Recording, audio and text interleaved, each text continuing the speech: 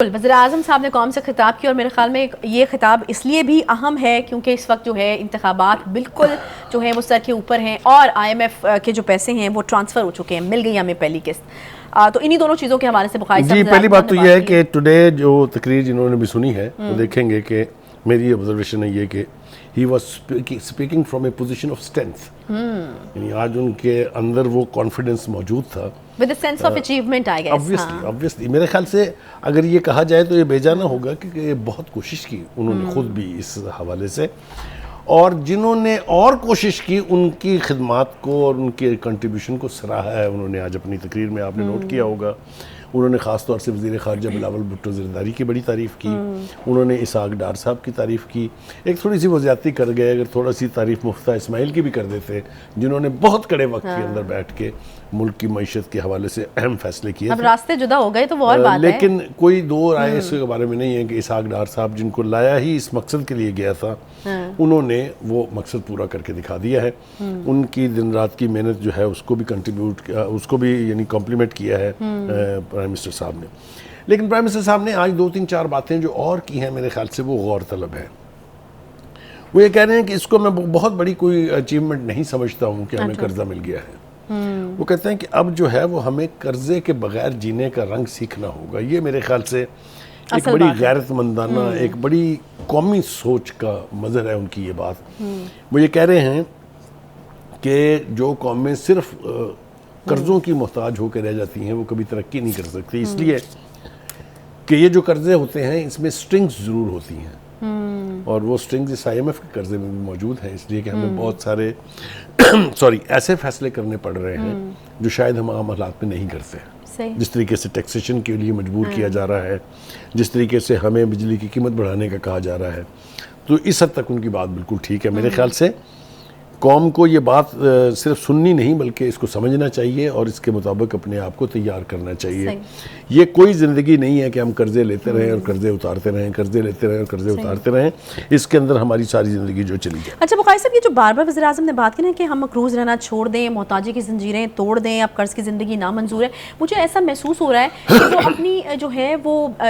کیونکہ وہ ایک پروسیس کے اندر تھے، وہ جا رہے تھے، لوگوں سے بات کر رہے تھے، وہ اس طرح کی باتیں بھی کرتے رہے کہ لوگوں کے منہ پہ صاف لکھا ہوتا ہے کہ دیکھیں جی مانگنے آ گئے ہیں۔ آج بھی وزیر اعظم نے حقیقت واضح کی ہے کہ فنڈز کے حصول کے لیے منتیں تک کرنا پڑی، تو یقیناً وہ جس چیز سے گزرے ہیں میرے خیال میں وہ اس چیز کو جو ہے وہ عکاسی کر رہی ہے اب یہ جو بیانات ہیں۔ ہاں، میرے خیال سے he was not only playing with the words, he means it۔ ہاں، کیونکہ وہ ایکچولی گزرے ہیں اس سے۔ he meant it، اور میرے خیال سے ہمیں اپریشیٹ کرنا چاہیے ان کی اس اسپرٹ کو کہ قرضے لینا کوئی بہت بڑی قومی خدمت بھی نہیں ہے، نہ کوئی بہت بڑا قومی اعزاز ہے۔ قرضوں کے بغیر جینا وہ بہرحال ایک قابل عزت بات ہے، اس کی طرف جانا۔ لیکن ہیونگ سیڈ دیٹ، چونکہ ہماری اکانومی کی صورتحال جو ہے بہت خراب تھی، انہوں نے حوالہ دیا کہ پچھلی حکومت کس طریقے سے بارودی سرنگیں لگا کے گئی تھی، جس وقت پٹرول کی قیمت بڑھانا ضروری تھا اس وقت پٹرول کی قیمت کم کر دی گئی، وغیرہ وغیرہ، اس کی تفصیل میں جانا بیکار ہے۔ وہ یہ کہتے ہیں کہ اس وقت ہماری اکانومی کے بہتر ہونے کی جو نشانیاں ہیں وہ ایک تو یہ کہ جتنی بھی انٹرنیشنل آرگنائزیشنز ہیں، چاہے وہ فچ ہے، چاہے وہ بلومبرگ ہے، چاہے وہ مودی ہے، انہوں نے پاکستان کی اکنامک سروائیول کو، اس کے پروسیس کو اور آج کی جو صورتحال ہے اس کو سراہا ہے، اور یہ بات ان کی ٹھیک ہے، کیونکہ ان کے بہاف پہ آپ اللہ واسطے میں بیان نہیں دلوا سکتے، یہ جب کہتی ہیں تو they meant every bit of it۔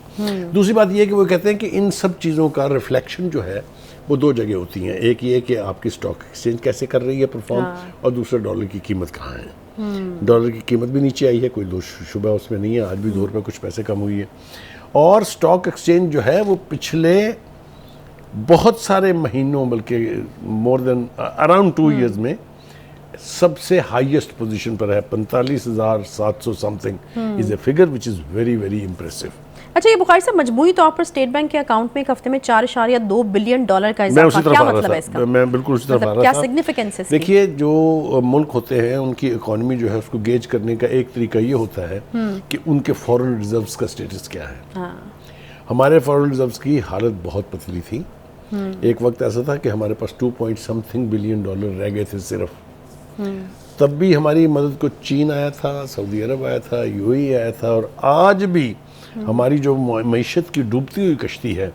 اس کو نہ صرف یہ کہ سہارا دیا ہے انہوں نے، بلکہ ایک ایسی جگہ لا کھڑا کیا ہے کہ اب ہم فخر سے کہہ سکتے ہیں کہ ہمارے جو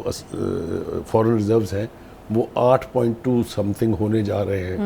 بلکہ ہو گئے ہیں، اس لیے کہ چائنا نے اپنے سارے جو قرضے ہیں ان کو رول اوور کر دیا فار 2 more years۔ سعودی عرب نے $2 بلین دے دیا ہے، یو اے ای نے $1 بلین دے دیا ہے، اور وہ معاہدہ جس کے بارے میں ابھی ذرا تذکرہ کروں گا اس کا، جس کے بارے میں پی ٹی آئی کے جو لوگ تھے انہوں نے کیا کیا کہا تھا، وہ اس کی بھی قسط 1.9 کے 1.8 بلین کی اسٹیٹ بینک میں آ چکی ہے۔ That means that loan is now through, there is no stopping it. تو یہ کلیم جو ہے کہ 8 کچھ ہمارے بلین ریزروز ہو گئے ہیں، وہ بالکل ٹھیک ہے۔ اور آپ ایک اور بات دیکھیں، جو ہی یہ معاہدہ ہوا ہے ورلڈ بینک نے بھی ریلیز کر دی ہیں وہ جو پاپولیشن پلاننگ، اور یہ آپ نے کہا تھا کہ اس معاہدے کے بعد اس کے اثرات بھی نظر آنا شروع ایک ہمارے پاس لائسنس ہو جائے گا کہ we are safe, you can trust us. ایک بات یہ، اب آج ذرا تھوڑا سا پی ٹی آئی کے لوگوں کا ذکر کرنا ضروری ہے۔ ایک تو عمران خان صاحب نے کہا تھا کہ ہم ڈیفالٹ کر گئے ہیں، ہم سری لنکا بن گئے ہیں اور ہم برباد ہو گئے ہیں۔ پھر اس کے بعد شروع ہو جائیں آپ اسد عمر صاحب سے لے کے شاہ محمود قریشی سے لے کے شیخ رشید صاحب کو، تو خیر اب تذکرہ اس لیے بھی بہت ضروری نہیں ہے کیونکہ وہ کہیں ہے ہی نہیں۔ وہ جو ہر دوسرے دن خان صاحب کے بہاف پہ بیان دیا کرتے تھے وہ اب نظر بھی نہیں آتے ہیں کہیں۔ تو ان سب نے یہ کہا تھا 3 چیزیں، انہوں نے کہا سعودی عرب یو اے ای نے کوئی پیسہ دینے سے انکار کر دیا، ریکارڈ کے بیان بتا رہا ہوں آپ کو۔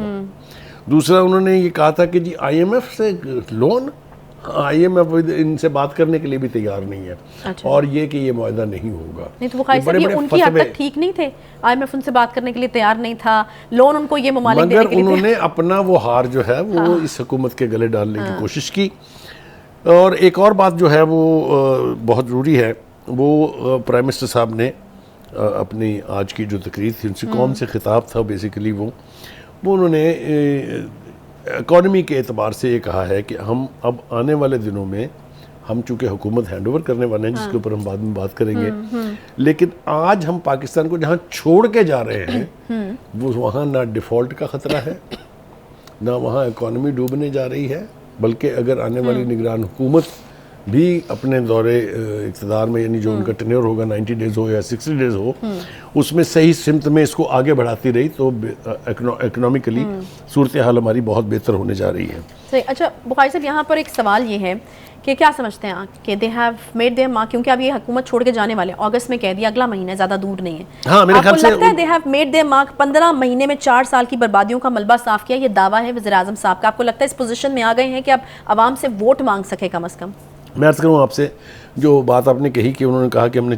15 مہینے میں 4 سال کا گن صاف کیا ہے، انہوں نے کہا کہ کرپشن، نالائکی اور سازشوں کا جال بچھانے کا پروسیس جو ہے اس پر بھی ہم نے فل سٹاپ لگا دیا ہے، اب اس کی بھی گنجائش نہیں رہے گی۔ اور ایک اور اہم بات جو انہوں نے کی وہ یہ تھی کہ ہم نے ریاست کو بچایا ہے اپنی سیاست قربان کر کے۔ آپ اور میں یہاں بیٹھ کے صبح سے شام تک پی ٹی آئی کے لوگوں کی یہ باتیں کہ یہ ذلیل ہوں گے، یہ خوار ہوں گے، یہ برباد ہو جائیں گے، یہ سیاسی طور پر تباہ ہو جائیں گے، وہ سارا کچھ لوگوں کو سناتے رہتے تھے۔ اور پھر ہم نے یہ بھی سنا یہاں، بلکہ میں اگر آپ اجازت دیں، میں نے اور آپ نے مل کے کہا بھی تھا کہ بھائی یہ حکومت آپ نے کس لیے لی تھی، جب آپ کو پتا تھا کہ آپ مینج نہیں کر سکتے تو آپ کا تو ووٹ بینک برباد ہو جائے گا اگر آپ کی قیمتیں یہ بہت بڑی بات ہے۔ اور یہ گفتگو ہم نے تو کی ہی کی ایز اینالسٹ، لیکن پی ٹی آئی کی طرف سے تو یہ باقاعدہ ایک بھرپور قسم کی کیمپین تھی۔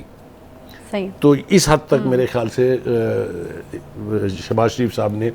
جو عہد کیا تھا، جو ذمہ داری اٹھائی تھی، اس کو انہوں نے نبھا دیا ہے۔ بالکل صحیح آپ کہہ رہے ہیں، اور مجھے یاد آ رہا ہے کہ وہ ایک لنچ جو وزیر اعظم صاحب نے دیا تھا اور وہاں پر ان سے صحافیوں نے اس طرح کے سوالات کیے تھے، بلکہ میں نے بھی ایک سوال شاید کیا اور میں نے ان سے کہا تھا کہ جب آپ لوگ یہ کہتے ہیں کہ معیشت کی حالت بہت خراب ہے تو کیا آپ کا کوئی ارادہ نہیں ہے اگلے الیکشن لڑنے کا؟ اگر آپ اس حالت میں حکومت کی باغ دوڑ سنبھالیں گے تو آپ کس طرح سے جواب دیں گے، کس طرح سے ووٹ لیں گے؟ تو انہوں نے کہا تھا کہ ہم کوشش کریں گے۔ تو یہ تو بالکل ایسے ہی ہے کہ انہوں نے جو عہد کیا تھا وہ نبھایا ہے اور نبھا کر دکھایا ہے کم از کم۔ اور ایک اور بات جو عائشہ ضرور کہنی چاہیے وہ یہ ہے کہ انہیں بھی اب پتہ سمجھ آ گئی ہے کہ ہمیشہ سے ایگرو بیسڈ اکانومی تھی، حکومت اگر اس کے اوپر فوکس کرے گی تو ایک وہ واحد سیکٹر ایسا ہے جہاں سے آپ اپنی معیشت کو اتنی مضبوط بنیادوں پر استوار کر سکتے ہیں کہ آپ کو کسی سے بھیک مانگنے کی ضرورت نہیں رہے گی. یعنی اپنی اسٹرینتھ کو انہوں نے پہچانا ہے. ہاں میرے خیال سے شروع سے وہی تھی، دوبارہ سے انہوں نے آئیڈینٹیفائی کیا کہ ہماری اسٹرینتھ ہے، اس کے اوپر کام کرنے کی ضرورت ہے. بریک لے لوں بخاری صاحب؟ میرے خیال سے ہاں لے لیں بریک، پھر بات جو ہے وہ لمبی ہو جائے گی. بریک لے لیتے ہیں.